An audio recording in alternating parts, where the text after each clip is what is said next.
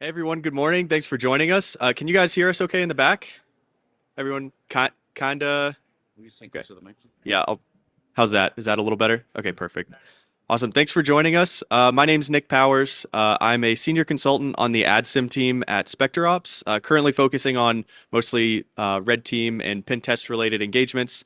My interests include some initial access techniques, like we'll be talking about today, Windows internals, more recently some authentication relay attacks, and my handle on Twitter is Zenergy. All right, how's it going? My name is Steven Flores, also a senior consultant at SpecterOps. You can follow me at 0x13 on Twitter if you'd like. But yeah, have similar interests to Nick. All right, so what we're looking to accomplish today, we want to take a relatively common initial access technique, ClickOnce, and expand its value for offensive use case by abusing the trust of third-party or trusted applications. So a little bit of an overview. We're going to give a background of what ClickOnce is. I'm not sure if everyone here is familiar with it, how it works under the hood, some current ClickOnce weaponization pressure points that we experience, how we can alleviate those pressure points.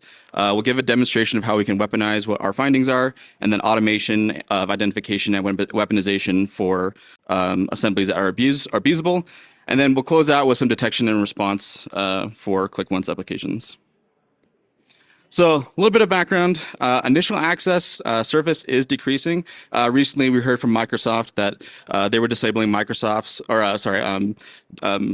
macros from documents downloaded from the internet. It was reversed, but then re-reversed. I don't know where the current state is now, but this is something that kind of wanted us to get more away from Office documents to something that would not have as much attention paid to it.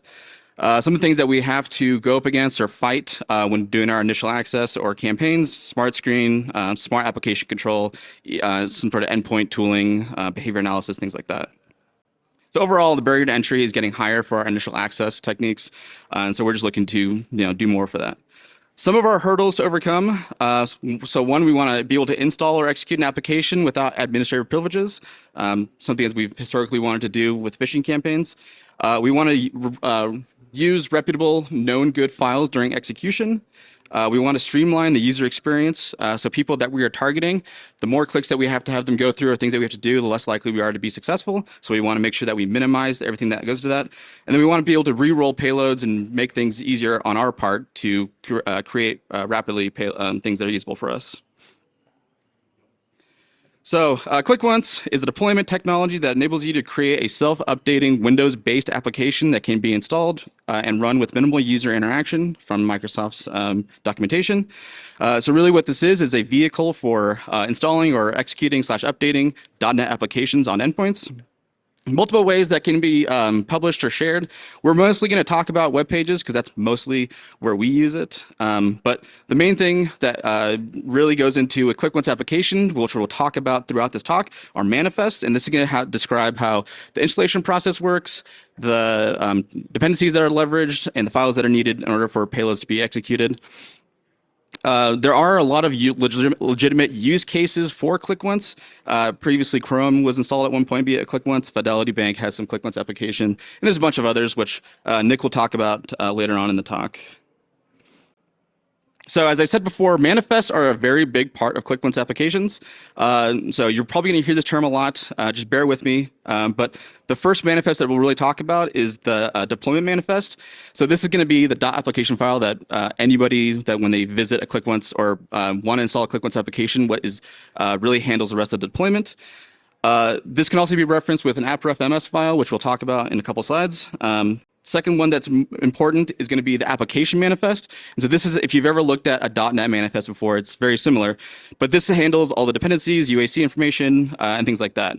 I'll specify a version of .NET and things that are just important for overall .NET execution. We'll conduct integrity checks from the deployment manifest, make sure everything lines up, references, dependencies, and things like that. In addition to that, .NET assemblies will have their embedded application and assembly manifests. And so this is important for having a successful ClickOnce application deployed because there's information inside those manifests that need to line up with information inside of the deployment application manifest from the actual ClickOnce deployment, which we'll talk about later and why that's important. But these are just embedded inside of .NET assemblies themselves. So just an example of what the components of a ClickOnce application looks like. We have the deployment manifest up top. We have the .exe.deploy, which is the actual .NET assembly. And then we have the application manifest is the .exe manifest file at the bottom. So ClickOnce applications are deployed when a user visits a .application file. Typically, you can have this be like auto-installed when they visit, whatever your phishing payload pages or landing pages. This is going to be done with an Edge or Internet Explorer browser automatically. You'll have a little prompt that says, "Do you want to open this application?" and it downloads from there. Alternatively, like I said, there is AppRef MS files if they're using Firefox or Chrome to download and launch a ClickOnce application. Something that's important to note here is that the actual deployment type needs to be an installation rather than an execution, which it's very minimal on your part to create a payload that does that.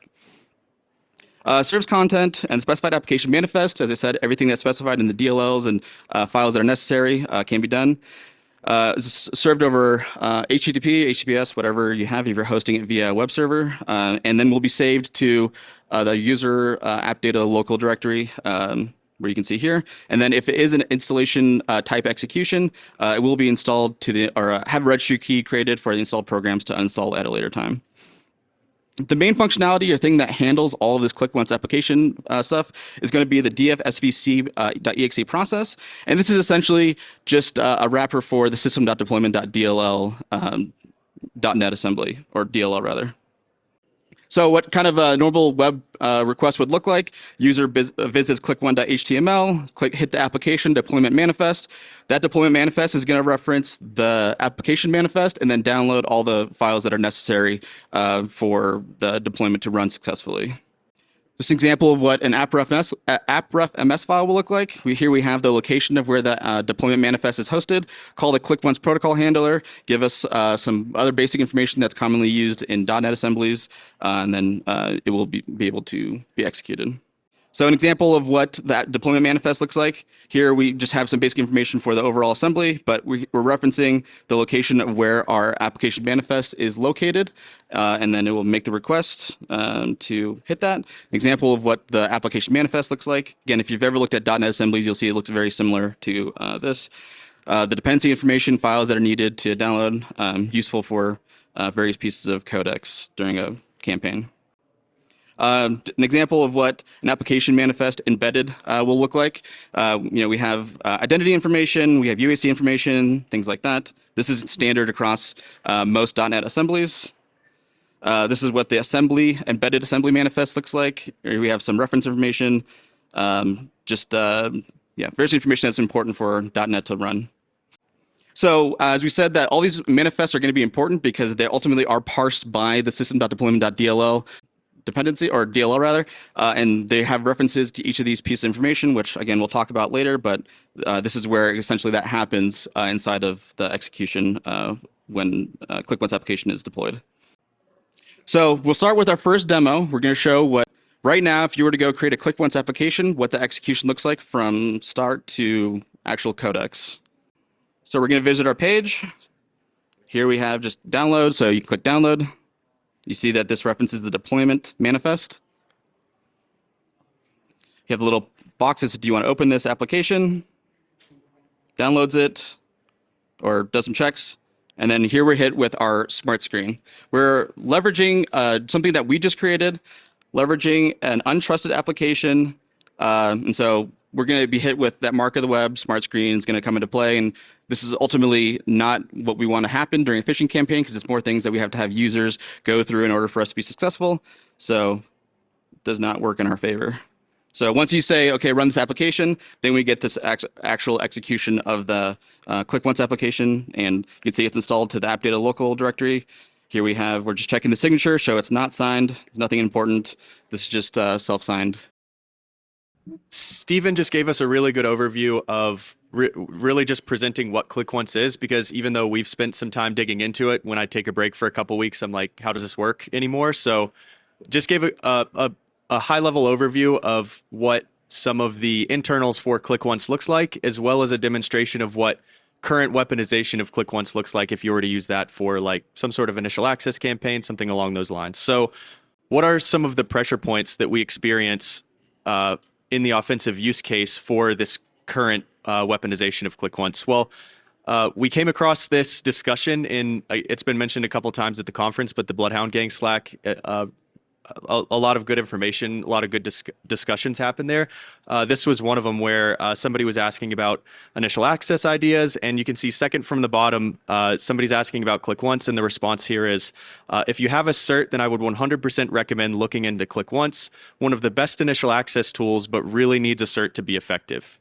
So that's one of our major pressure points with how we currently weaponize ClickOnce. But how is SmartScreen relevant to this? In Steven's first demo, you saw the big blue obnoxious Windows protected your PC. This is because when you create your ClickOnce deployment, like you compile your new assembly that you want to execute on your target host, it's going to be unsigned. SmartScreen, which we'll talk about here, will not have any reputation for that newly compiled assembly. So SmartScreen runs on Windows since 8.1. The reputation for assemblies in regards to SmartScreen can be based on the hash of the file. So, when you compile that new assembly, it's going to be a new unique hash, no reputation associated. It could be based on a code signing certificate associated with that assembly if you've signed it with Authenticode, EV, etc. It could also be based on the URL that you've downloaded that assembly or assemblies from. And like I just mentioned, there is a type of code signing certificate mostly used for things like drivers, but also for SmartScreen reputation, where if you're able to sign your assembly with something called a extended validation certificate, or EV certificate for short, then you will immediately get SmartScreen reputation. Without a code signing certificate, ultimately you'll be executing an untrusted assembly. Because, like we just said, you're going to compile a new assembly, unique hash. SmartScreen's never seen that before. You might get that big blue obnoxious box, something we probably don't want to encounter on our initial access attempts. So SmartScreen will be triggered, but there's also more considerations than just that for us, because as EDR advances, there's a lot more that's taken into consideration, just more than just static signatures. There's reputation of the host assembly, remote process injection. There's a whole slew of considerations taken into account when something is executed and EDR is determining if that something is malicious. So we probably don't want our malicious code execution coming from an assembly that no Windows machine has ever seen before. And lastly, application control and whitelisting. If this is implemented in an environment, again, your brand new compiled assembly is probably not going to be part of their whitelist, so that could prevent you as well. Another couple points about couple pressure points that we experience would be, something that helps us when we're weaponizing ClickOnce is, in our opinion, for example, ClickOnce might be used in, let's say, Office documents. So internals have been slightly less explored than all of the avenues that we have available to us with things like VBA weaponization, for example. And people assume that creating a ClickOnce deployment might be more difficult than, VBA or wrap your initial access up in an ISO, for example. And that can be the case, but hopefully as we get into some of these techniques, we'll hammer out the things that you need to focus on to where you can make this a very easy process. Manifest information has to be accurate or the deployment will not work. That's when we start to create these ClickOnce deployments. Steven spent a couple minutes talking about it in the beginning, but the manifests are something that we're going to want to focus on a lot, because there's a couple integrity checks that happen, and we'll talk about here in a second. But if all that doesn't line up, the deployment will not execute. And currently, like we've kind of been talking about, a code signing certificate is kind of somewhat necessary for higher success rates with ClickOnce in its current state. Again, EV will give you that immediate reputation. Alternatively, like I mentioned, let's say you don't want to get an EV cert. It's hard to get those certs. More vetting, it costs more money. If you have an Authenticode cert, the SmartScreen reputation can ultimately end up associated with that Authenticode cert. So anything you sign with that cert afterwards might have SmartScreen reputation.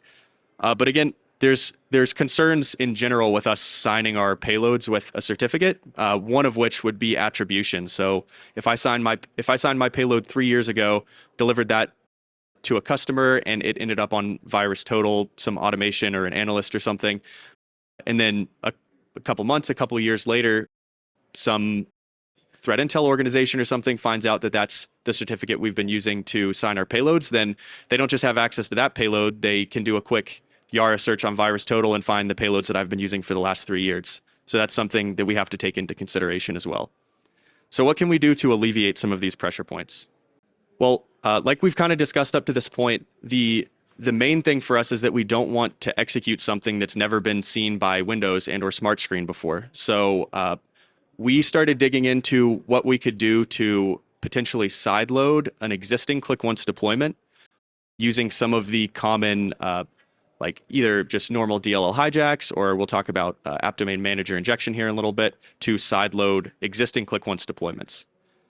So we can search through deployments that have already been published online. A lot of these deployments are already signed. They've been out there for a while. They exist because someone is using them. Therefore, the likelihood of them having SmartScreen reputation is a lot higher. We can backdoor dependencies of these deployments. But the point that we want to stress here is that we're maintaining the signature of the host process. So like a ClickOnce deployment will have an assembly and then some dependencies like a bunch of DLLs or something, for example. So if we backdoor a DLL, then we're not breaking the signature of the host process, and that's what SmartScreen reputation is based on. So we get a couple perks more than just getting around SmartScreen, more reputable host process as well. We'll talk about several tools that we use to do this, such as dnspy, ResHacker, Mage, and also SigCheck from sysinternals.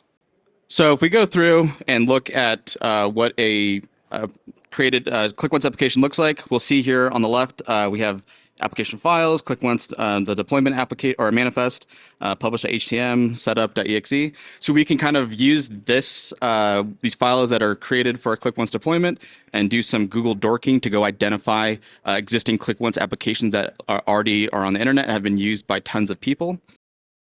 Once we've done this search, we've gone through Google, we found a handful of different ClickOnce applications that can be weaponized. What do we want to do now? Well, we want to backdoor, in this example, the actual deployment. So we'll hijack the execution flow, download that signed application, decompile it with .NET to understand what the execution flow looks like, find a dependency that is not strongly named, go and put our code inside of that DLL. It's easy to do with something like dnspy because it's .NET. And then also, if we don't want to put it inside of one of the existing DLLs, we can also do traditional DLL search order hijack if we want to.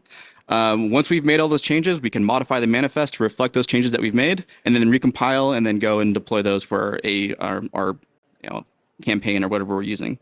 Additionally, on top of this, we can do app domain manager injection. We can get creative with that too. If you want to do any sort of Node.js stuff, we want to look for .NET deserialization in any of the ClickOnce applications that we can so that we're not breaking signatures. We can also do that as well. What we'll do, we'll go and look through, use our Google Dorks, go look through ClickOnce deployments. We'll find one that's signed. Perfect. This is a perfect use case for us to leverage. We'll break it open in dnspy, look through all the dependencies that are, or all the references, look for anything that's not strongly named if we want to take advantage of those. We'll step through the code for the entry point, look through where certain DLLs are loaded or executed. We'll find a location. Here we have this method called set DPI awareness. Perfect location because it's really early on in the entry point of the .NET application. We'll put our code inside of that, recompile it, and then we can deploy that with some minor modifications made to the manifest, and we'll have execution inside of a signed process. We've talked about an overview of ClickOnce, and now we've introduced this idea of, instead of creating our new ClickOnce deployment, compiling like a new assembly, we're going to go find somebody else's existing ClickOnce deployment that has some sort of reputation with SmartScreen or otherwise associated. And Stephen just walked us through a couple options that we have regarding side-loading those existing deployments without breaking the signature and kind of keeping the trust associated with their ClickOnce deployment. But once we've found a deployment that we want to backdoor in some way, we open up the .NET assembly in dnspy, do what Stephen kind of showed us about throwing some of our own code in there, shellcode runner, whatever fits your use case. We've used dnspy to recompile that DLL, let's say. So now we have a backdoored ClickOnce deployment. We've sideloaded one of their DLLs. We'll get our malicious code execution. But there's still one more problem kind of that we need to work out, and that is making sure that everything in the manifests for the ClickOnce deployment line up. So some of the stuff Stephen talked about in the beginning. So there's a couple integrity checks that happen in the two manifests will be the deployment and the application manifest for ClickOnce. There's a couple integrity checks that happen, but thankfully, a lot of these fields that do these integrity checks are either optional or they can just be nulled out. So some of the ones that we need to pay attention to are the public key token field. This will be a sort of integrity check of like either values in the manifest itself or an integrity check of the dependencies included in the ClickOnce deployment. So we can just remove that and replace it with 16 zeros to null it out. Then the hash blocks, another way to check integrity of some of the ClickOnce deployment. Those are just completely optional fields, so those can just be removed. And lastly, if let's say you introduce a new dependency to the ClickOnce deployment that you're backdooring, let's say you want to load your shellcode from like an image, or you want to add extra files to the ClickOnce deployment to fit your use case. Well, you can do that, for example, with the file block. Just add new files to send along with this newly backdoored ClickOnce dependency. One thing that we want to note is that when we modify the manifest of the existing ClickOnce deployment, we will break the integrity of that manifest, or we'll break the signature associated with it. So the manifests themselves can be signed with a code signing cert. Often they're just not. And we don't think that this is a huge issue just because the end result for the user, even if it was signed with like an authenticode cert or something else, what the user sees when they're actually about to run your ClickOnce deployment, it's not very different than if the signature was maintained. And this is kind of what that looks like. So even if the ClickOnce deployment was signed with a valid certificate, which again, often they're not, this would be the only difference in what the deployment would look like. So on the right, we have deployment signed with a valid authenticode certificate. On the left, that's just when that signature was broken, or completely we remove those optional fields and it's no longer there. Some of these redacted fields that we have here, the name as well as from, it's user controlled. So if you want to change it to fit your pretext, for example, you're still getting that trusted code execution from somebody else's signed .NET assembly, but you can change the name to fit whatever your pretext is for delivering this, as well as from. It'll just be populated with where you're delivering the deployment from.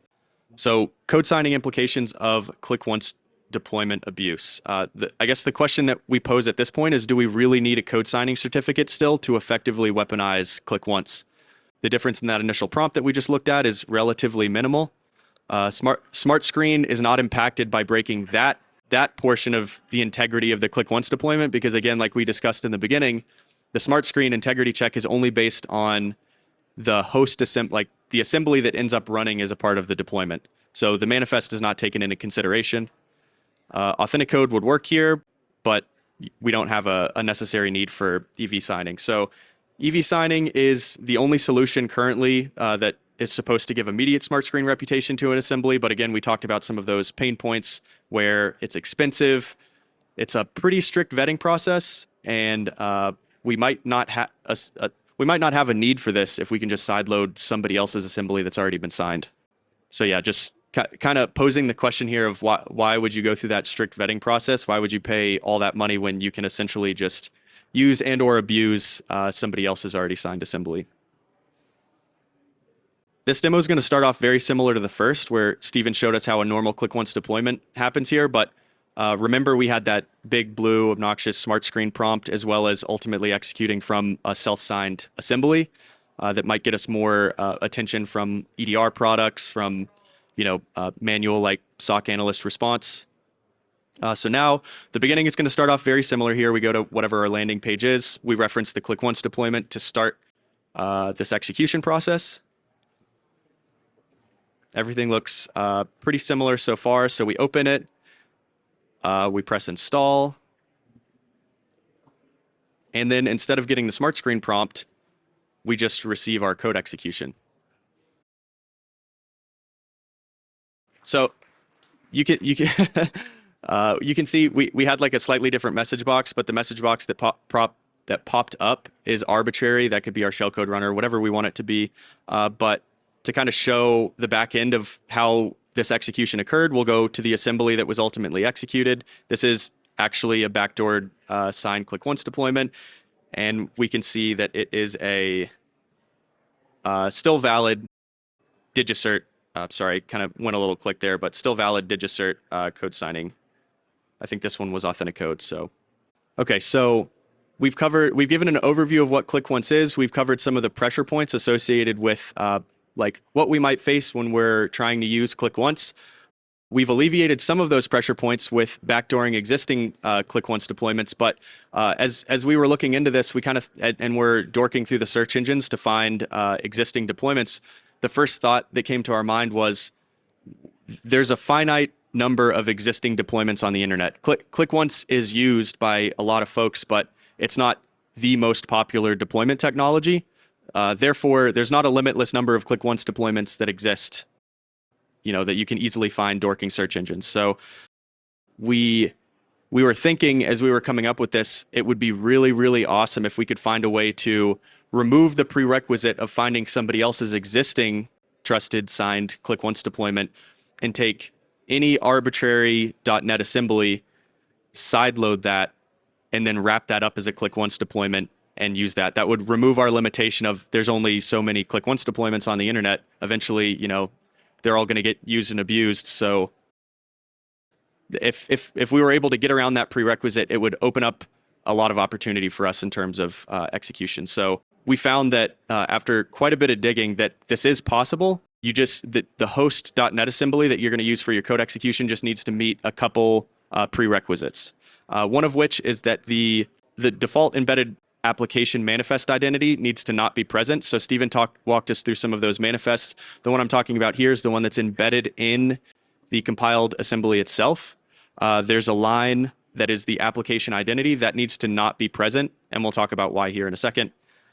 Secondly, there's UAC information in that embedded manifest as well.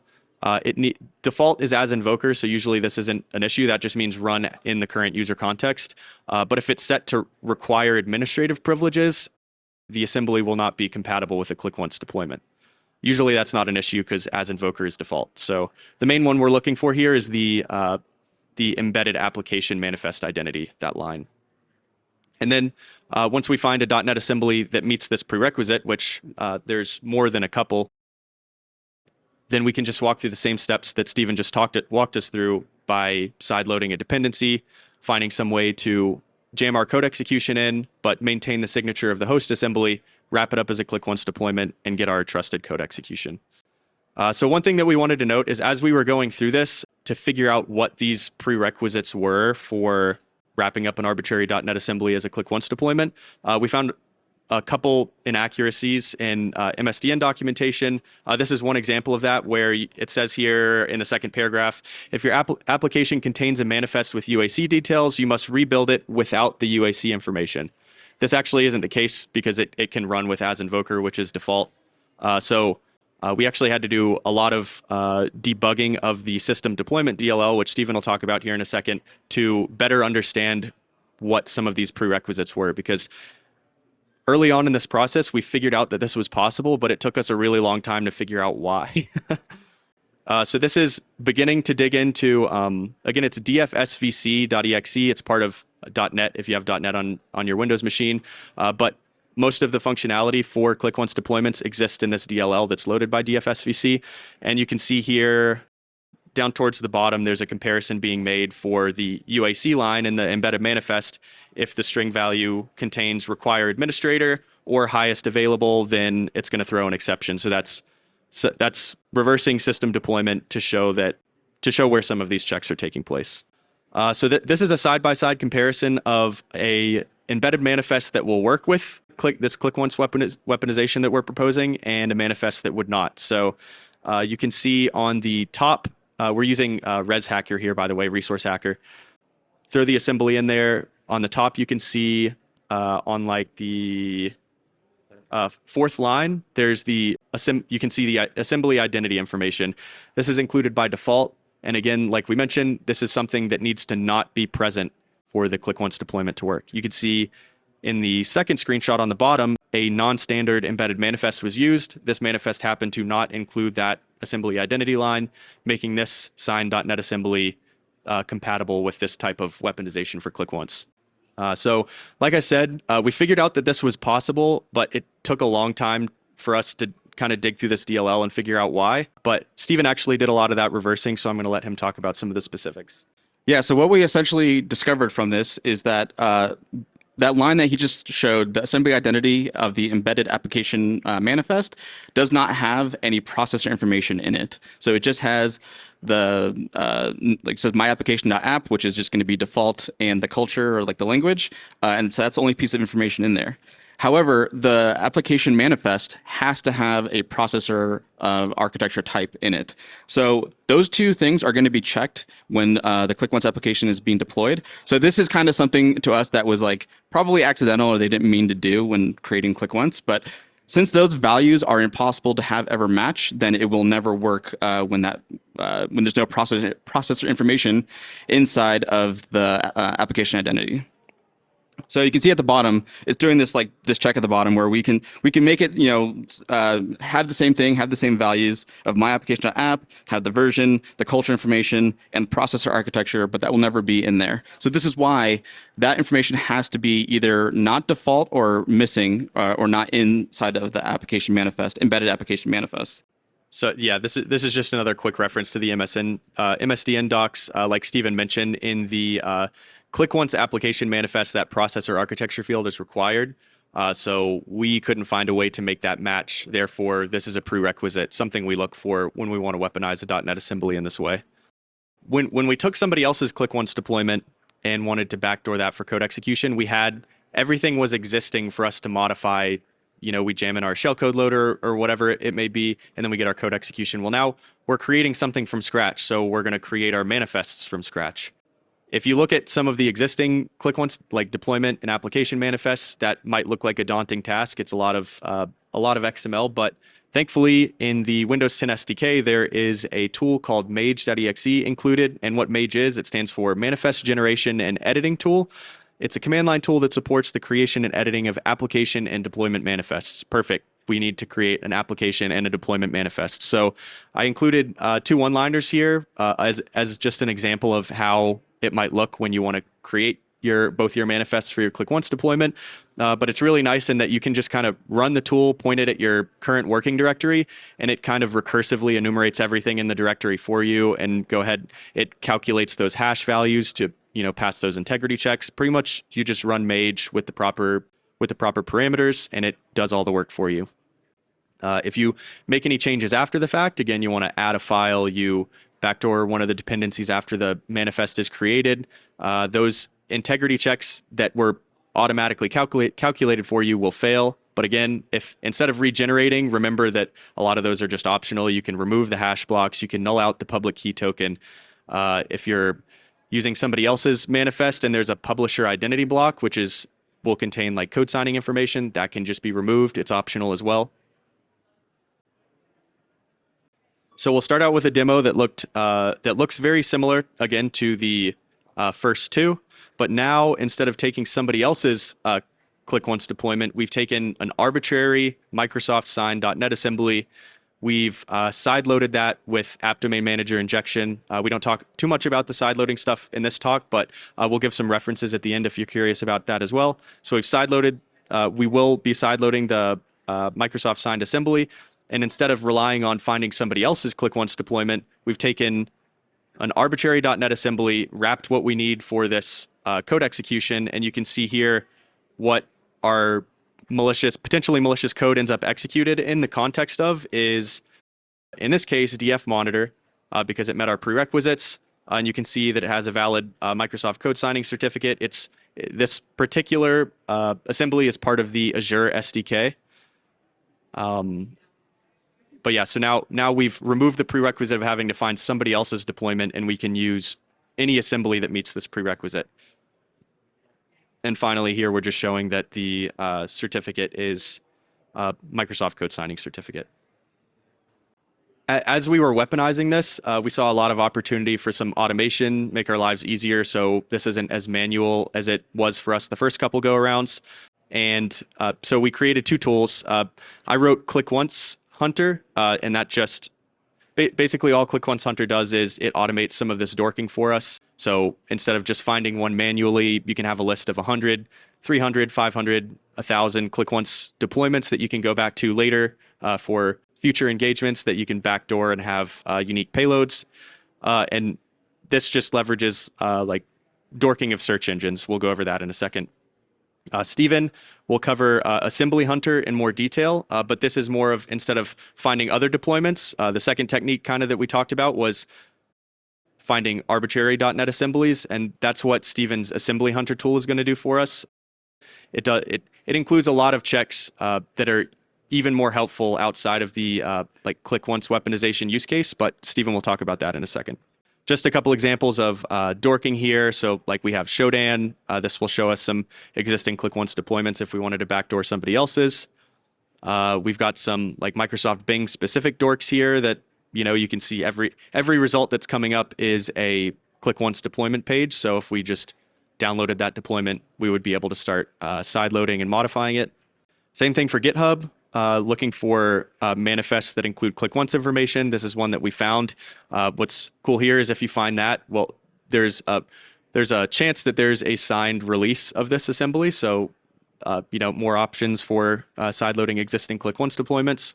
And this is a very brief demo of ClickOnce Hunter to automate some of the dorking for you. So it uses the technique that was pretty much coined by the Fireprox tool, just re-implemented in Golang. If you're not familiar with Fireprox, it's basically spinning up an AWS API endpoint. So you make a web request to that, and it ultimately every request that you make looks like it's coming from a unique source IP address. This is pretty essential when you're like automating dorking against search engines, because people have definitely tried to scrape Google before. So it spins up the API endpoints for you. You just give it some AWS keys. It's going to automate some of those dorking searches, parse out the results, and then immediately print all that out. And then it'll clean up the API endpoints for you. Yeah, so as Nick said, the tool I'm releasing, it's called Assembly Hunter. You can recurse an entire host if you'd like, looking for all the assemblies on there that meets your criteria. If you want to do ClickOnce, just a recursory overlook of this, you can see that it will do a lot more than ClickOnce. If you want to know about that, you can come ask me. But yeah, a lot of things that we use. Recently added, we actually both pushed these tools last night to GitHub. So recently added was also Electron searching too. If you want to backdoor Electron apps, also usable. So you can see here we're just looking through a host OS. That one example that Nick found on GitHub, ShareX, here you can see that it doesn't have the assembly identity information, so that is abusable to be deployed as a ClickOnce application, and it's trusted because it's used by tons of people. This is how we found that DF monitor. We just looked through a host OS, found this one doesn't have a manifest, so we can abuse that. So this was the third demo we showed of abusing an arbitrary.NET assembly. Chocolatey, another example. Anyone here that uses that can also be abused as a .NET or ClickOnce deployment. If you so want to, you can go through the entire .NET directory and look at anything that is abusable. Here in the top one, we see the UAC settings is as invoker, so that's good. The manifest identity is okay. It can really be anything, doesn't make a difference. But the part that's important is the application manifest identity is nulled out. There's no value there, so that is usable for us to abuse. All these ones are abusable here. At the bottom, we see the Caspol one. It has that version 1.0 and my application.app default identity, so that is not abusable. So some detection opportunities. One of the things, as we've kind of pointed out during this talk, is that ClickOnce applications are kind of trivial, not really common. So organizations can look for anomalous ClickOnce deployments or applications executions, barring a baseline throughout their environment. As we said, ultimately DFSVC has to be called when downloading an application. So look for any sort of DFSVC process executions. Look at any child process of those for anything that might be a little strange or just abnormal. Potentially whitelist any ClickOnce applications that an organization might use normally and only allow those to execute. If you look for DFSVC child process with an unsigned module load, if you have that type of telemetry in your environment, if we're backdooring an existing .NET assembly, we do have to break the signature of that module load or that DLL, so it will most likely be unsigned. DF shim.dll can also be used to launch applications as well, so something to look into. Look into ETW monitoring for ClickOnce execution, but also keep in mind all the ETW bypasses that exist out there, or disabling ET or using the ETW enable flag instead of .NET config can also show a blind spot for you. Baseline, the installation directory, as we said, local app data will have all of the downloaded, executed ClickOnce applications stored there unless they're cleaned up, but most likely will remain there. So looking at for anything that looks abnormal. If you look for any uncommon applications making internet connections, so as we said, when we're showing the ClickOnce hunter, we see tons of ClickOnce applications come back. A lot of those are from, not very big named organizations. And so if you look for something that might be uncommon, that's signed, making internet connections, could lead to detection of a backdoored ClickOnce application. Some prevention opportunities. So you can deploy via GPO some registry keys that will prevent ClickOnce applications from being executed for the end user. You can create trust prompts. And so you can disable ClickOnce from the internet if you would so like, or you can allow other zones. So options that you can set is either enabled, authenticate required, or disabled. If you want to disable from the internet, you can set this registry key. And zones would be, my computer, local internet, trusted sites, internet, untrusted sites. So you can really determine how you want a ClickOnce application to be ran in your environment if you so like. So this is an example. If we set that trust zone to disallow internet, we download it from the internet. You don't even have the option to run it. It's just either close it or what have you. Awesome. So just kind of to wrap us up, we wanted to mention a few names. There's a lot of names that we could mention here. A lot of folks that helped along the way. First one here is Lee. On our team, he's done a lot with sideloading.net for code execution, for our payloads that we use on engagements. He helped a lot along the way, and we definitely wanted to give him a shout out. Next one is, his names have been mentioned a couple times here at the conference already, I've heard, but Casey Smith has some absolutely phenomenal research that directly applied to what we did here. I gave a link to that here at the bottom of the slide, but one in particular was his talk at DerbyCon 2019. That was called Win Friends and Influence the Loader. That directly related to the app domain manager injection technique we use for sideloading.net. So I included a resource there at the bottom of the slide for everyone. The next one is William Burke. He gave a talk at Black Hat 2019 as well, regarding the AppRefMS stuff that we mentioned. So with the ClickOnce deployments, if your target's not using IE or Edge, you can use AppRefMS as an alternative. That's a lot of that is his research, and we shared a link for that talk at the bottom as well. And lastly, in closing, we've been weaponizing.net for a long time now, but we just wanted to stress that there's still a huge attack surface, things that we're finding out. We're finding new stuff every few weeks, every couple months, regarding new ways to come up with creative methods of weaponizing and executing our arbitrary.net for initial access, for seeded access, a lot of different use cases. So we just wanted to stress that there's plenty of areas of research, still a lot of stuff to look into. And yeah, now we can take any questions. Thank you very much.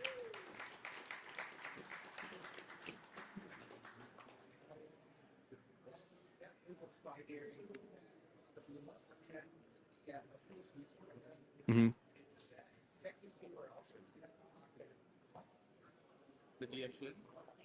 DFSB. Yeah, probably want you to repeat the question. So your question is, can you just block execution of DFSBC? Yeah, but there's also DFShim that also can be used to launch applications. So we haven't seen really any other execution for ClickOnce besides those two. So I assume if you block those, then probably, but I'm not 100% on that.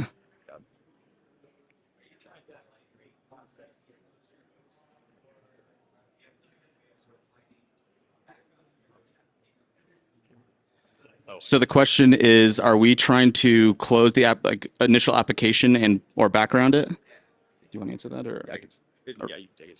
So what we normally do is, so for any that I've created that are just arbitrary .NET assemblies, is that it's a phishing campaign. So we want the user to have something that makes it feel like either things went wrong or things are doing what they expect them to do. So I'll usually have some sort of splash screen or some sort of visual for them to see. And then when I get to the actual execution of my shellcode, I'll just close that window, but the process will be running in the background. So they're not seeing anything, but the process will continue to run. Any other questions? So I have a question here. Oh, go ahead.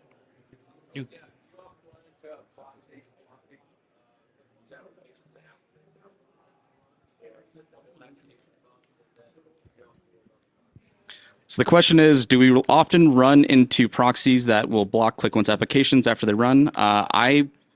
We've ran into proxies, but not any that block the actual communications once we've gotten access. I pretty much have at this point, probably shouldn't say that, but have 100% success rate with this currently right now, right until today, probably. Hey, so I had a question here. Have you explored, so in the M365 compliance suite, if you download a PST for investigations, it does the run once application.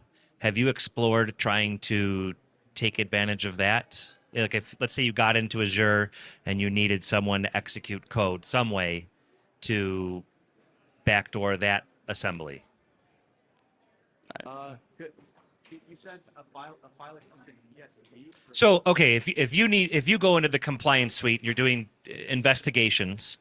In order to download a PST of your compliance search, you need to run it. Microsoft is still using a run once application that generates this window, and then you put in this key, and it decrypts and allows you to download the file. And that was a challenge for me to get to allow through EDR because it was trying to run this. I can take that. Maybe I'm not making sense, but maybe there's an opportunity there. No, that makes sense. I'll say it's not something we're familiar with, but if there's something in an environment that relies on ClickOnce, that's a perfect opportunity to take that and sideload a dependency in some way, especially if you know that there's some sort of exception, or assume that there's more likely an exception if it's required in an environment. Thank you, Nick and Steve.